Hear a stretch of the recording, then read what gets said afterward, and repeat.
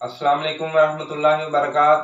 नाजरीन, मैं हूं हकीम ज़हीर अहमद और आप देख रहे हैं चैनल तिब्बी मशवरे। आज मैं आपको काली खांसी के बारे में बताऊंगा कि इसकी अलामात और असबाब वजूहात क्या हैं, और इसके साथ साथ इसका आसान और इंशाल्लाह घरेलू टोटका बताऊंगा जिससे यह ख़तरनाक किस्म का मर्ज़ जो है इंशाल्लाह चंद दिनों में भाग जाएगा और मरीज़ जो है वो सुख का सांस लेगा। तो नाज़रीन, इस वीडियो को शुरू से आखिर तक ज़रूर देखें ताकि जो मुफीद मालूमात है वो आप तक पहुँच जाए और ये वीडियो लाज़मी आपकी मामूल साबित हो। तो काली खांसी जो है वो असल में क्या है, फेफड़ों के अंदर बलगम जो है वो जमा हो जाती है, जम जाती है, खफीफ बलगम।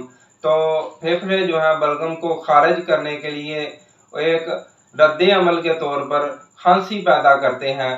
तो खांसी जो है बाज़ औक़ात बहुत शदीद दौरा पड़ता है इसका, तो इससे चेहरा भी जो है वो सुर्ख हो जाता है और बाज़ औक़ात जो है वो कै भी आ जाती है इसके साथ, और बाज़ औक़ात हवा खारिज हो जाती है, पेशाब बाज़ औक़ात जो है वो मरीज़ का निकल जाता है।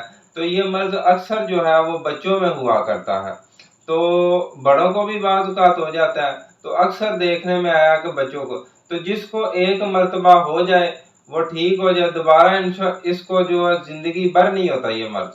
तो इसका जो है आपने इलाज भी जो है इसका बहुत आसान है। तो नाज़रीन, इससे पहले आपको ये बताएंगे कि ये होती क्यों है।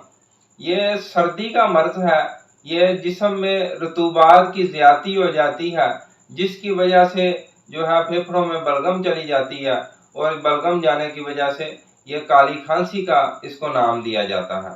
तो फेफड़ों में जमी हुई बलगम को कैसे निकालना है, ये बहुत ही आसान इसका इलाज है।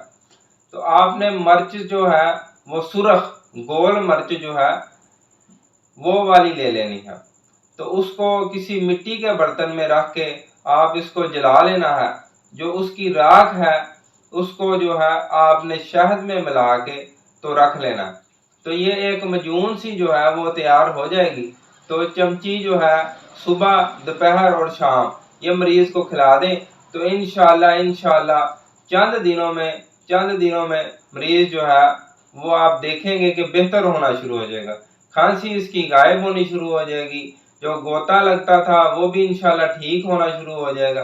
तो आपने इसको खिलाना क्या है, आपने इसको तमाम जो मीठी अशिया हैं, तो दूध से बनी हुई चीज़ें हैं, ये वाली इसको तर्क कर देनी, इसको नहीं खिलानी। तो बाकी जो तमाम चीज़ें हैं जो इसको खिला दें, तो अल्लाह के फजल से मरीज चंद दिनों में ठीक हो जाएगा। तो इंशाल्लाह नेक्स्ट वीडियो में एक नए टॉपिक के साथ फिर आपके सामने हाजिर होंगे। तब तक के लिए हकीम ज़हीर अहमद को दीजिए इजाज़त। अपना ख्याल रखिएगा।